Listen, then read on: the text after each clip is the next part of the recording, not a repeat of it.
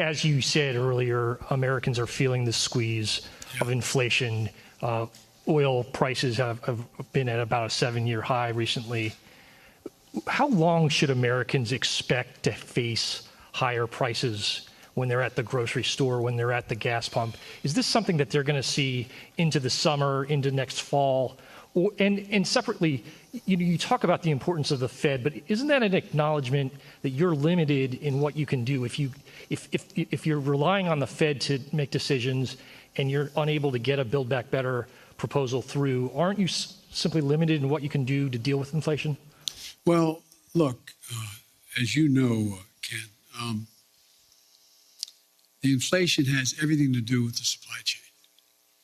And I think what you're seeing is that we've been able to make progress on speeding up the access to materials.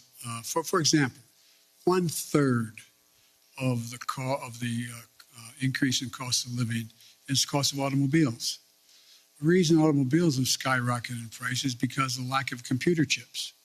So we have the capacity, and we're going to do everything in our power to do it, to become self-reliant on the computer chips that we need in order to be able to produce more automobiles. That's underway. We've already passed, within the context of another bill, money for that in the House of Representatives, before the House of Representatives now. But I think there's a way we can move to, if we can move to get, for example, that one thing done, it can make a big difference in terms of the cost of, the total cost of living. Now, with regard to the whole issue of energy prices, that gets a little more complicated. But you saw what happened when I was able to convince everyone from, including China, India, a number of other countries, to agree with us to go into their version of their petroleum reserve, to release more into the market. So that brought down the price about 12, 15 cents a gallon, some places more. There's going to be a reckoning along the line here as to whether or not we're going to continue to see oil prices continue to go up in ways that are going up now relative to what impact that's going to have on the producers. And so it's going to be hard. I think that's the place where most middle-class people, working-class people get hit the most. They pull up to a pump, and all of a sudden, instead of paying $2.40 a gallon, they're paying $5 a gallon. That's going to be really difficult. But so we're going to continue to work on trying to increase oil supplies that are available. And I think there's ways in which we can be of some value added in terms of the price of gas, natural gas and the like, to take the burden off the European countries that are now totally dependent on Russia. But it's going to be hard. It's going to be very hard. But I think that we have to deal with, for example, like I said, you have a circumstance where people are paying more for a pound of hamburger meat than they ever paid. Well, one of the reasons for that is you don't have that many folks out there that are the ones that are got the big four controlling it all.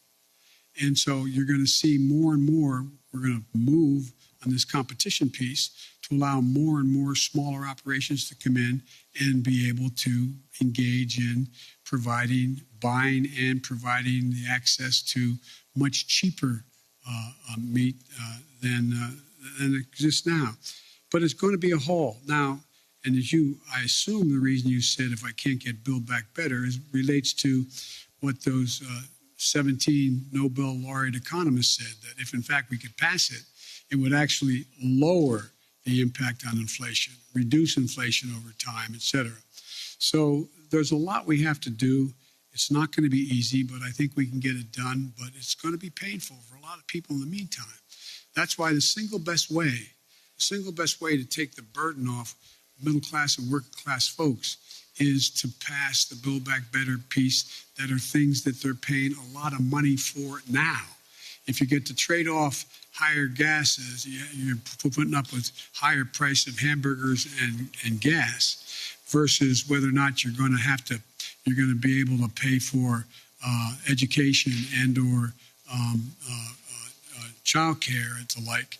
I think most people would make the trade. Their bottom line would be better in middle-class households. But it's going to be hard, and it's going to take a lot of work.